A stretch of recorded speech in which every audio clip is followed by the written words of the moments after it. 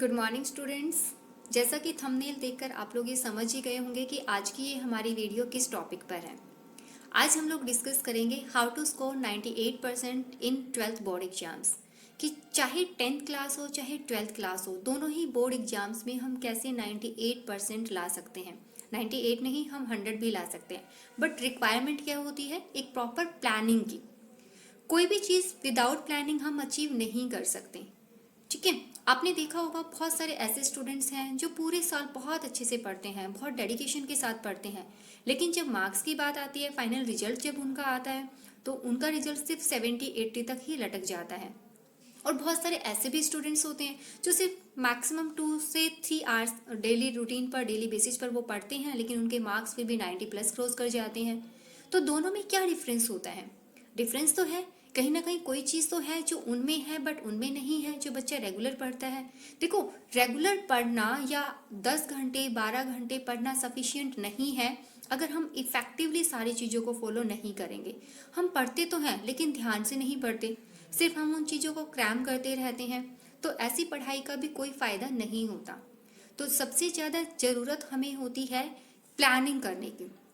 ठीक है, प्लानिंग करने के लिए जैसे घर में कोई फंक्शन होता है तो हम लोग प्लानिंग करते हैं कि प्रॉपर कैसे सारी चीज़ें ऑर्गेनाइज की जाएगी, क्या मेन्यू रहेगा, हम कैसे कपड़े पहनेंगे, कौन सी ज्वेलरीज हम पहनेंगे। जब हम उन चीज़ों के लिए प्लानिंग करते हैं तो स्टडी के लिए क्यों नहीं करते?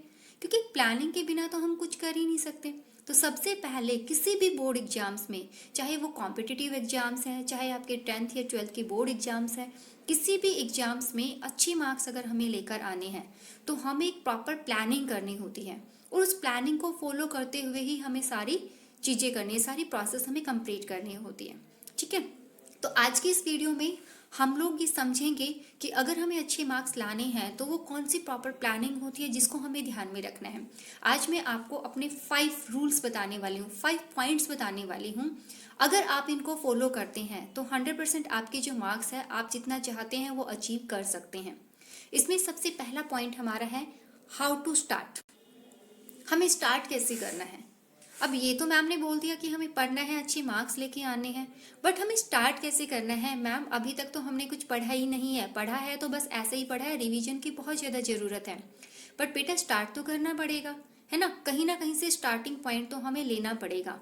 तो स्टार्टिंग का मतलब जो चैप्टर आपको बहुत अच्छा लगता है, किसी भी एक पर्टिकुलर सब्जेक्ट को हम उठा लेते हैं, उस सब्जेक्ट में आपको कौन सा ऐसा टॉपिक है, कौन सा ऐसा चैप्टर है जो बहुत अच्छा लगता है।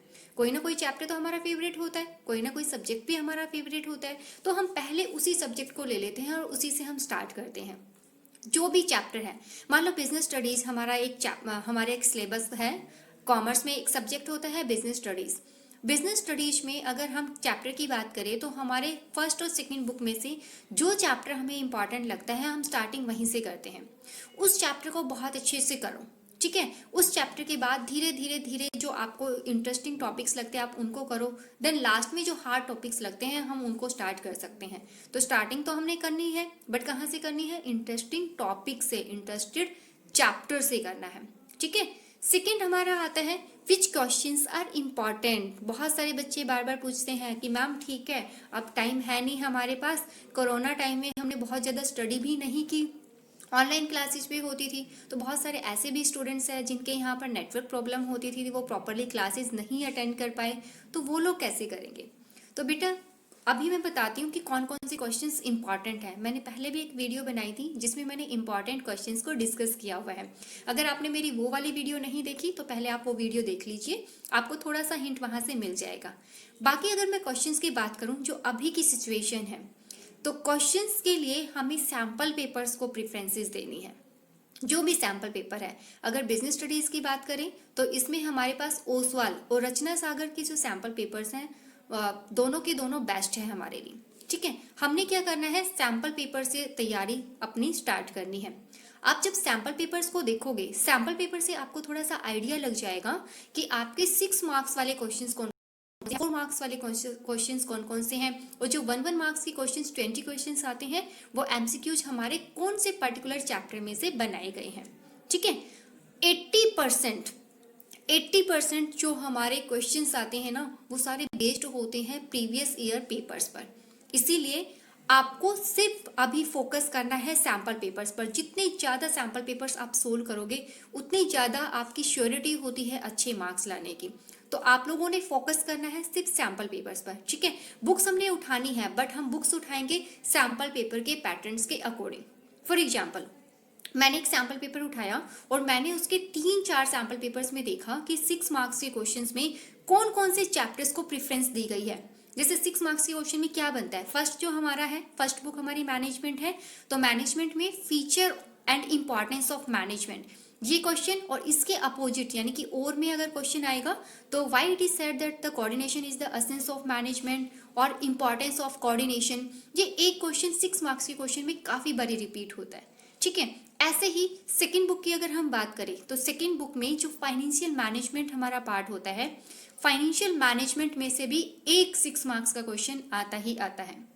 थर्ड जो 6 मार्क्स का क्वेश्चन हमारा आता है वो आता है ऑर्गेनाइजिंग चैप्टर में से। ऑर्गेनाइजिंग में फॉर्मल और इनफॉर्मल टॉपिक हमारा हट चुका है, डिलीट हो गया आपकी बार।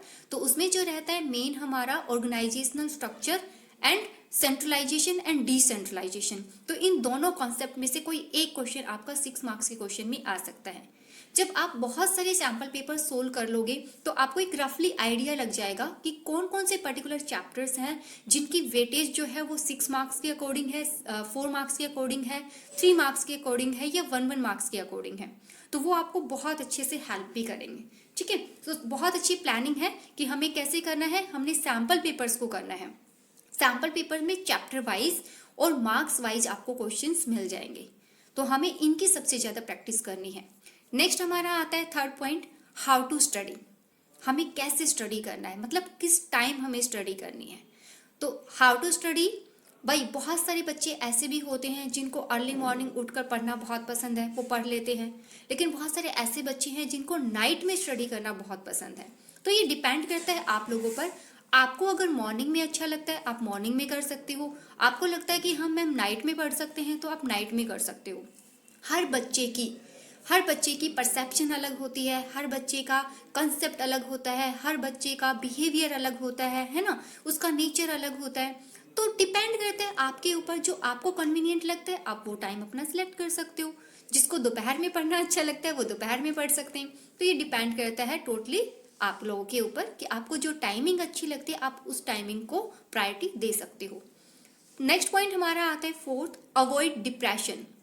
देखो अभी स्टडी है, हमें पता लग चुका है कि हमारे मार्च में प्रैक्टिकल स्टार्ट हो जाएंगी और मई में हम लोगों के पेपर स्टार्ट हो जाएंगे। मतलब टाइम बहुत ही कम बचा हुआ है जिसमें हमें बहुत सारी प्रैक्टिस करनी है। तो हमें डिप्रेशन में नहीं आना है, बहुत ज़्यादा टेंशन नहीं लेनी है। टेंशन लेने से क्या हो जाएगा, मार्क्स तो नहीं आएंगे हमारे, बल्कि जो आता है वो भी हम सारा भूल जाएंगे। इसलिए हमें डिप्रेशन में नहीं जाना, हमें टेंशन नहीं लेनी है, हमें स्टार्ट करना है, हमें कॉन्फिडेंस डेवलप करना है। Yes we can do it, हम ये कर सकते हैं, ठीक है। अब इस डिप्रेशन को भगाने के लिए हमें क्या करना है, बहुत सारे स्टूडेंट्स हैं बोलते हैं मैम हम चाहते नहीं है बट हो जाता है, टेंशन हो जाती है, हमें जो आता है वो सारा भूल जाते हैं। बट उसके लिए एक उपाय है, क्या है कि जो चीज़ हमें बहुत खुशी देती है हम वो चीज़ें बीच बीच में करें। देखो सारा दिन पढ़ना बहुत ज़रूरी नहीं होता, आपको इफेक्टिव स्टडी करनी है। मतलब अगर आप 1 घंटे भी पढ़ते हो ना तो इतना अच्छा पढ़ लो कि आपको कॉन्सेप्ट क्लियर हो जाए।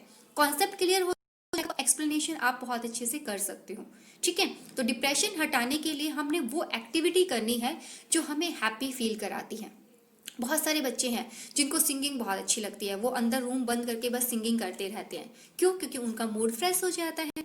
बहुत सारे ऐसे भी बच्चे होते हैं जो सॉन्ग सुनना पसंद करते हैं, म्यूजिक सुनना पसंद करते हैं, तो आप वो काम कर सकते हो। बहुत सारे ऐसे भी स्टूडेंट्स होते हैं जिनको पेंटिंग लगती है। तो जो भी चीज़ है जो आपको खुशी देती है, जो आपको इंटरनली हैप्पी कर देती है, आपको वो चीज़ें करनी है बीच बीच में, ठीक है। कंटिन्यू नहीं पढ़ना, थोड़ा सा पढ़ा फिर आपने मस्ती की, फिर थोड़ा सा पढ़ा फिर थोड़ा सा आपने अपने आप को रिफ्रेश किया। इस तरीके से हम स्टडी करेंगे जिससे जो एनवायरनमेंट है वो पॉजिटिव क्रिएट हो जाएगा। और एनवायरनमेंट अगर पॉजिटिव होगा ना तो रिजल्ट भी पॉजिटिव ही निकलेगा। और लास्ट पॉइंट हमारा नोट्स, यानी कि magical rules, we can say tricks, यानी कि वो कौन सी ट्रिक्स हैं, हमें कैसे नोट्स बनानी है ताकि फाइनल टाइम पर हमें सारी बुक्स को लेकर ना बैठना पड़े। तो जब भी हम लोग स्टडी स्टार्ट करेंगे, अगर आप लोग आज से स्टार्ट कर रहे हो, आपने बहुत सारे सैम्पल पेपर्स पढ़े, अब हर चैप्टर वाइज आपको ये कॉन्सेप्ट समझ आ जाएगा कि किस चैप्टर में से 6 मार्क्स के, 4 मार्क्स के, 3 मार्क्स के क्वेश्चंस आएंगे और कौन सी ऐसी लाइंस है जिसको बार बार रिपीट किया गया है। आपने उन सारी पॉइंट्स को नोट डाउन करना है। नोट डाउन करने से आपको हेल्प ये होगी कि उन पॉइंट्स को आपको बार बार बुक्स को ओपन करके नहीं देखना पड़ेगा, यानी कि वो नोट्स आपको फाइनल प्रिपरेशन में हेल्प करेंगे। बहुत सारे पॉइंट्स हैं जो बार बार या तो वो पैराग्राफ में आ जाते हैं या वो सिंपल स्टेटमेंट में आ जाते हैं, बट बार बार वो रिपीट होते हैं। तो हमें उनका ध्यान में रखना है कि क्या क्या चीजें आती है। लाइक जैसे हमारा एक पॉइंट होता है ऑब्लिगेशन। ऑब्लिगेशन हमारा रिस्पॉन्सिबिलिटी से रिलेटेड होता है। पावर टू टेक डिसीजन जो हमारा अथॉरिटी में आता है। तो ऐसे बहुत सारे पॉइंट्स हैं। ऐसे ही बिजनेस एनवायरनमेंट है। बिजनेस एनवायरनमेंट में हमारे मैक्रो फैक्टर्स आते हैं, है ना। तो मैक्रो फैक्टर्स में बहुत सारे पॉइंट्स हैं जो हमें ये अंडरस्टैंड करने में हेल्प करते हैं कि कौन सा फैक्टर यहाँ पर अप्लाई होता है, वो लीगल होगा, पॉलिटिकल होगा, सोशल होगा, कौन सा होगा। तो बहुत सारे पॉइंट्स जब बार बार रिपीट होंगे ना, तो आपका कॉन्फिडेंस ऑटोमेटिक डेवलप होना स्टार्ट हो जाएगा कि हाँ, मैंने ये पॉइंट किया था और मैं 100% श्योर हूँ कि यहाँ पर लीगल एनवायरनमेंट आएगा, है ना। तो जब तक हम लोग प्रैक्टिस नहीं करेंगे, जब तक हम क्रिएटिविटी नहीं करेंगे, अपनी मैजिकल रूल्स नहीं बनाएंगे, अपने नोट्स नहीं बनाएंगे, तो हम लोग अपने टारगेट को अचीव नहीं कर सकते। तो ये थे हमारे टोटल 5 पॉइंट्स। अगर आप इसके अकॉर्डिंग अपनी स्ट्रैटेजी बनाओगे तो कोई भी ऐसी पावर नहीं है जो आपको मार्क्स लाने से रोक सके। मैंने 98 की बात की है, आप 100 भी ला सकते हो, क्योंकि 100 लाना बहुत बड़ी बात नहीं है। अब इसके साथ साथ, इन 5 ट्रिक्स के साथ साथ आपको एक चीज और ध्यान में रखनी है, वो है आपका वे ऑफ प्रेजेंटेशन। मतलब हमें सारी चीजें आ तो गई, ठीक है, मैम ने बताया था सैम्पल पेपर्स को पढ़ना है, हमने सारे सैम्पल पेपर्स को पढ़ा, ठीक है, हमने अपनी टाइमिंग्स भी बहुत अच्छे से कर ली, हम डिप्रेशन में भी नहीं आए, हमने अपने शॉर्ट नोट्स भी बनाए।